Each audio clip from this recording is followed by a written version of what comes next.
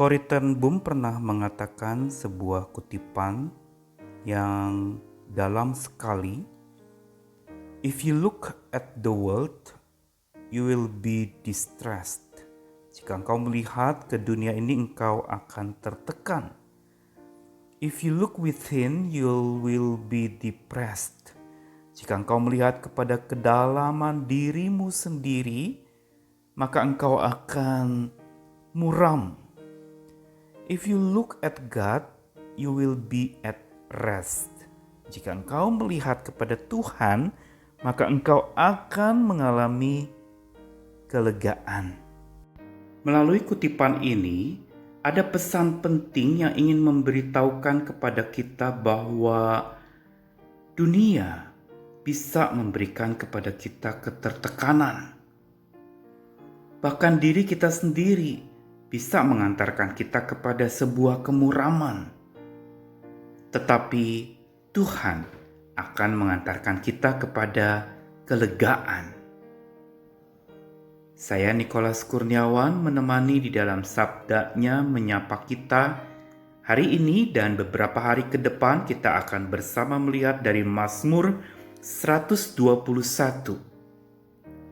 Hari ini ayat yang pertama, judul Mazmur ini diberikan tambahan nyanyian ziarah. "Aku melayangkan mataku ke gunung-gunung, dari manakah akan datang pertolonganku?"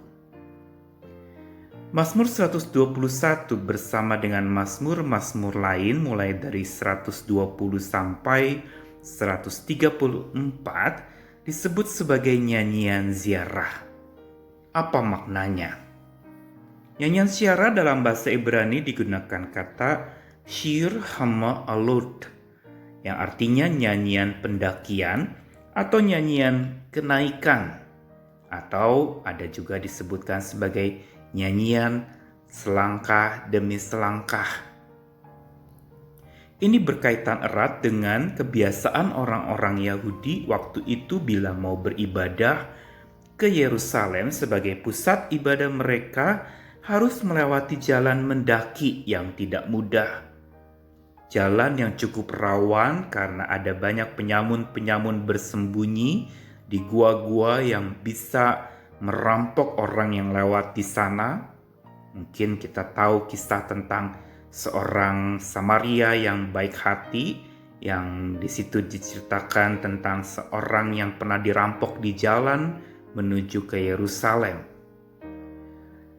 Shir hama'alot ini ingin memberitahu kepada kita sebenarnya satu makna yang dalam tentang perjalanan iman, yaitu bahwa perjalanan iman kita adalah sebuah perjalanan yang bukan jalan lurus tanpa hambatan, tapi jalan pendakian yang bisa melelahkan.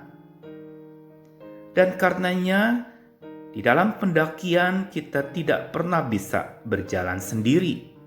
Kita membutuhkan pertolongan Tuhan.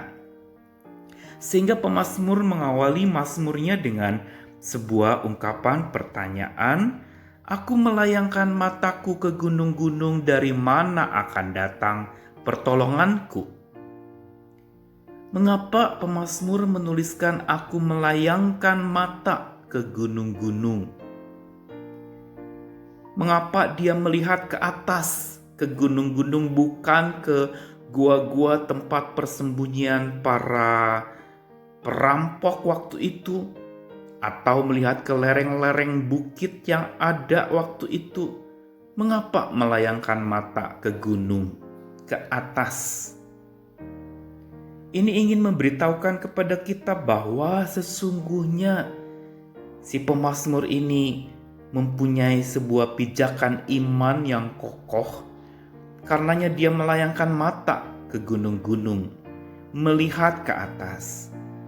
Mengapa? Karena dia sadar bahwa pertolongan dari bawah itu serba terbatas, membuat dia menjadi lemah, lelah, dan makin menurun imannya. Tapi pertolongan Tuhan dari atas itu tidak terbatas.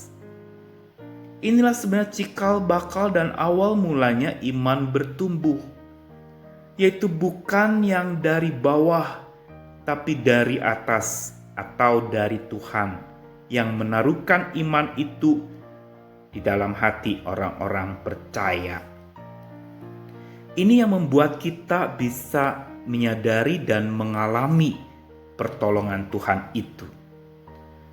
Di balik pertanyaan dari manakah akan datang pertolonganku, bukan saja ada kehausan dari pemazmur, tapi ada sebuah keyakinan bahwa pertolongan yang benar itu justru yang dari atas.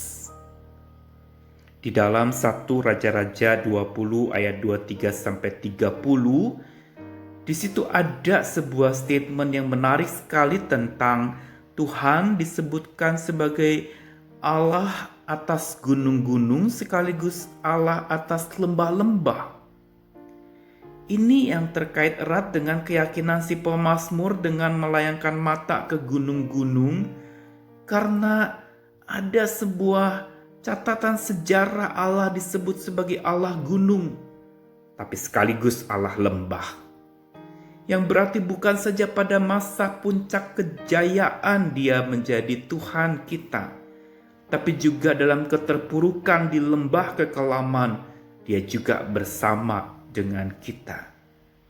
Ini makin menegaskan tentang pertolongan Tuhan dari atas yang tidak terbatas itu. Pertolongan itu membuat kita kuat, bersemangat, dan makin menanjak. Berbeda dengan pertolongan dari bawah yang membuat kita lemah, bisa lelah, dan makin menurun. Tapi pertolongan dari Tuhan itu menguatkan kita, menyemangati kita, dan menuntun kita untuk makin menanjak menuju puncak bersama dengan kemuliaan Tuhan. Dan ketika orang-orang Israel beriring-iringan menuju ke Yerusalem sebagai pusat ibadah untuk menjumpai Tuhan, simbol kehadiran Tuhan ada di sana pada waktu itu, ingin mengajarkan kepada kita bahwa di tengah-tengah berbagai macam pergumulan yang ada di dunia ini, fokuskanlah pandanganmu kepada Tuhan yang pertolongannya tidak terbatas. Andalkanlah Dia datang dari tempat yang maha tinggi kepada kita yang ada di tempat yang maha rendah, untuk mengangkat kita, menyemangati dan menolong kita lagi.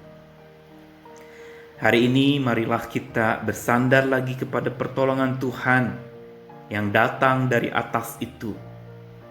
Dan tetaplah memohon agar pertolongan Tuhan bukan saja kita pahami, tapi kita selami, dan bukan saja kita selami, tapi kita alami. Berdoalah bukan sekedar minta tolong dari Tuhan, tetapi berdoalah supaya kita mengalami pertolongan Tuhan di sepanjang hidup kita. Selamat menjalani hari-hari ini bersama dengan pertolongan Tuhan yang tidak terbatas, karena Dia sungguh dapat diandalkan. Selamat mengarungi hidup yang penuh tantangan bersama dengan Tuhan yang penuh dengan kasih sayang dan anugerah. Amin.